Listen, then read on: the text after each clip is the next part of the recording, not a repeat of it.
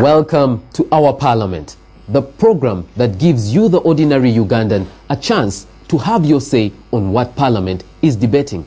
After all, the parliamentarians are just your representatives. The topic for today is the Anti-Homosexuality Bill, a bill that was introduced in Parliament by the member for Ndorwa West, David Bahati, in 2009.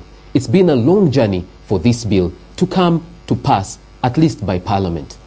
But is this a success?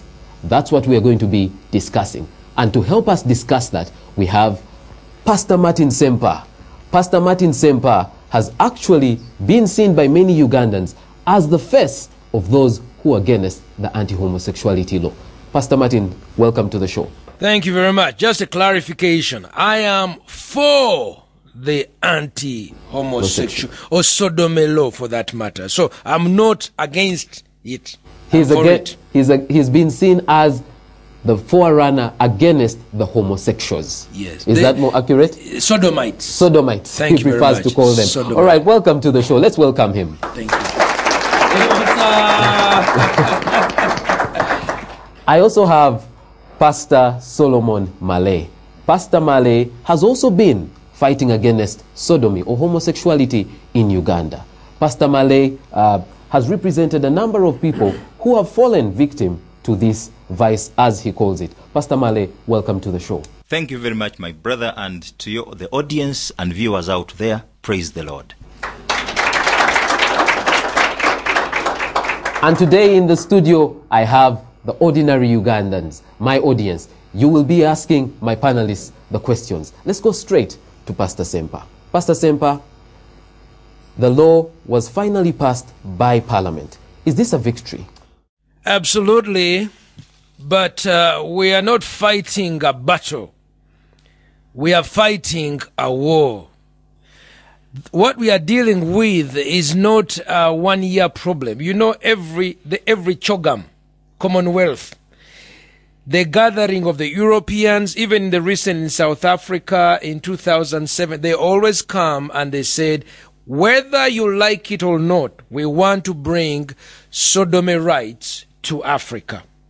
And to think that the passing of this law by Parliament is going to solve the problem. No, but it's a small and significant step forward in the fighting for the protection of our families as Africans. So yes, I'm grateful that the Parliament of Uganda, that the Speaker of Parliament, Honorable Rebecca Kadaga, was actually faithful to passing the bill, albeit 2 years later, because she had promised us a Christmas gift. You remember when she went to Canada and the Canadians insulted us? How can we ever think of making a law against homosexuality? She came and said, I will deliver, and the Parliament was there. But there has been a lot of roadblocks.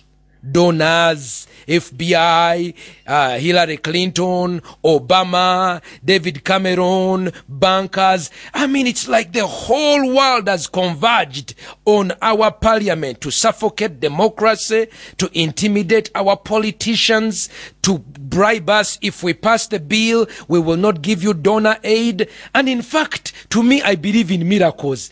I'd almost given up, but the way they passed that bill out, man, I really should give them a hand clap. But won't that there, yes, won't that there actually become a problem? Because the way they passed the bill, it wasn't there on the order paper, and then it suddenly was on the floor of Parliament. Yes, the Speaker of Parliament has the discretion, but all of a sudden it's on the floor, and in a few minutes it has passed. A bill that has failed to pass for a number of years is passed in just a couple of minutes. Won't that be a problem? Miracles, you man, don't you believe in miracles? Let me tell you, for the Parliament to pass this bill, they had to learn a way. You know, when you are playing soccer, and they stack up a very big defense against you, you must find a way to navigate through. And to me, the way Parliament had to go, because if they had put it on the order bill, do you know that Barack Obama would have called called President Museveni that morning, and Museveni would have called Mama that morning, and there would be a siege at Parliament. So they had to make sure it is not on the order paper, so that we can find a way of protecting and resisting against this issue of sodomy. So for me, I want to say I'm grateful. We may have some, there is already a clause in the Constitution ordering against same-sex marriage. This bill had to come in and activate against the people who would conduct homosexual weddings. You see, we do not have a law in place that says that if you conduct a homosexual wedding, you will be arrested and prosecuted. It is not there. If you remember, about 6 years ago, there was a rumor of a gay wedding in Wandegea. The President Museveni said, we will shoot them. That was his introduction to the gay battle. When he went to South Africa, they really came and attacked him. He came back. Next time it came, he said, we will arrest them. Then more volatility. Next time he went to New York, they did a demonstration. When he came back at the recent NRM caucus, he says, this anti-sodomy bill, go slow. Maybe because his eyes have been open to something. All right. You see, pressure we're going to come back down to you. slowly by slowly. Yes. However, to me, I just want to make a point that indeed we have some laws that are already being repeated in this particular bill. But there are others which are not there. For example, protection against same-sex weddings being conducted is not there. All right. We hear your point.